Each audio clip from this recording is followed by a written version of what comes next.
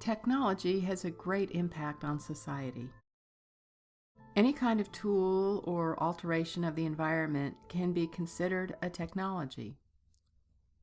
Fire transforms food and keeps people warm and allows vision in the dark.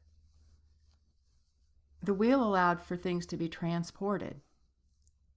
So while we think of these tools as basic, they were a huge transformation to the social order in their day. Steam and power fueled the Industrial Revolution. Technology can literally transform a society. New technologies refer to an emerging technology that has a significant impact on social life. Think in terms of the technologies that have created our global social world. Astrology allowed for intercontinental sea travel, as it allowed for navigation by the stars at night. Steam power allowed ships to cross the Atlantic in several days rather than months, which then allowed for the massive waves of immigrants to arrive in our country in the 1800s. Air travel then allowed for globalization, and the internet allowed for instant connection at low costs across the globe. So it's obvious from all these examples that as technology changes, so does the ability to do things, and that then changes the way in which our society is organized and also changes what the norms and the folkways will be. Cultural lag refers to the idea that some areas of the world change while others lag behind. In general, the material culture will change first, and then that will create the non-material culture to have to catch up. Technology is a powerful change agent as it changes the ways in which we can do things, and that then changes the social order.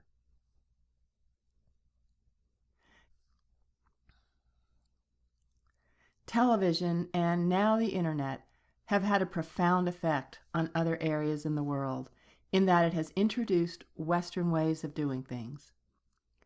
Ideas like gender equality or democracy in a country that's not used to those ideas can be transformative, but it can also generate a great deal of conflict.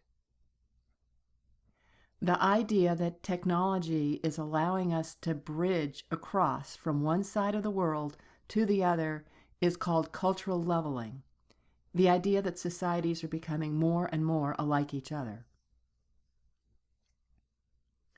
At the same time, some cultures don't change. A great example in the U.S. are the Amish, who've resisted many of the values and norms of modern-day culture. Other traditions are so entrenched that they don't change, such as the 9-month school year, which originally was created to allow children to help work the farms and plant in the late spring, and then to bring in the summer harvest. That hasn't changed because it takes time for social norms to catch up with new technologies. So traditions may be slow to change, even when technology suggests that we might do things differently.